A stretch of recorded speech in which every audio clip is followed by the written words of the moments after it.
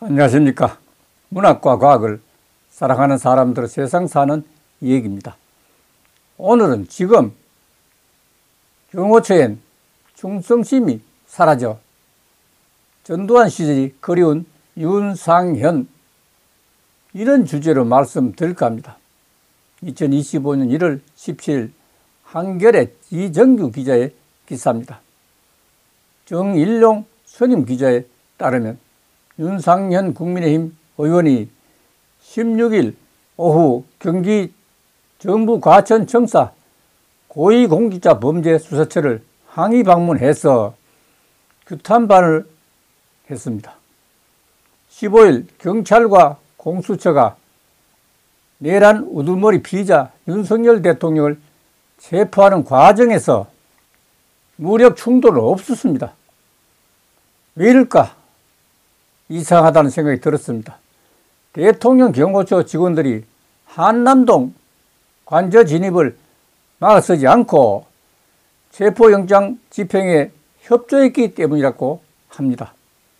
대한민국 법치주의를 구한 영웅 차승환 서울시립대 박전문대 교수는 응원의 목소리가 쏟아진 가운데 윤석열 국민의힘 의원은 이들을 향해서 비경호인에 대한 충성이 사라졌다고 맹비난했습니다.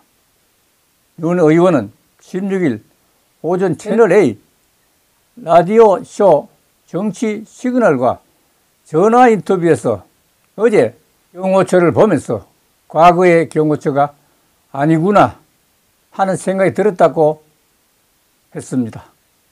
비경호인에 대한 충성, 조직에 대한 로열티가 이미 사라졌다고 주장했습니다. 지금 경호처는 하나의 직장 개념으로 볼 수밖에 없습니다. 전두환 씨의 전 사위였던 그는 아시잖아요. 전두환 정부 때부터 경호관들을 참 많이 봐왔습니다. 이들은 원래 조직에 대한 충성심으로 똘똘 뭉친 분들이라고 하면서 40년 전과 지금을 비교하기도 했습니다. 고위공직자범죄수사처와 경찰이 윤석열 대통령에 대한 2차 체포영장 집행에 나선 15일 서울 용산구 한남동 대통령관저 입구에서 경찰이 차벽을 넘기 위해 사다리를 설치하고 있었습니다. 공수처와 경찰이 윤석열 대통령에 대한 2차 체포영장 집행에 나선 15일 서울 용산구 한남동 대통령관저 입구에서 경찰이 차벽을 넘기 위해 사다리를 설치하고 있었습니다. 전날 관저를 찾아 윤 대통령의 체포영장 집행 과정을 현장에서 목격한 윤 의원은 경호관들이 키를 빼서 대시보드에 그대로 두었다고 하면서 지난 3일 1차 체포영장 집행을 할 때 개치했던 곳에도 사벽만 있고 경호는 없었다고 했습니다. 이상하다. 왜 이렇지? 다 빠져버린 것이라고 했습니다. 실제로 경호처 직원들은 1차 체포영장 집행 때와 달리 스크램을 짜지 않았고 경찰과 공수처가 꾸린 공조수사본부의 우회 진입도 막지 않았습니다. 사다리를 이용해 관저 앞을 막은 버스 차벽을 넘어선 경찰이 버스 문을 열고 들어갔는데 차키가 안에 있었습니다. 윤 대통령이 머물고 있던 관저 안의 상황도 크게 다르지 않았던 것으로 보입니다.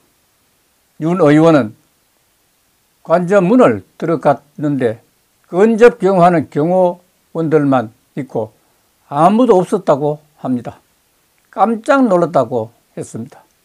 한편 윤 의원은 체포 직전 윤 대통령의 정치는 목숨 걸고 하는 것이라고 했다고 전했습니다.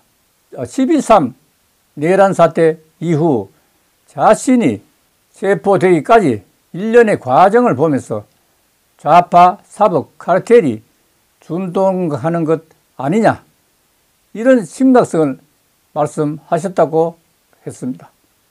국민의힘에는 사법 시스템이 무너지고 있으니 당이 좀 더 적극적으로 전투적인 정당이 되어야 한다고 윤 의원은 전했습니다.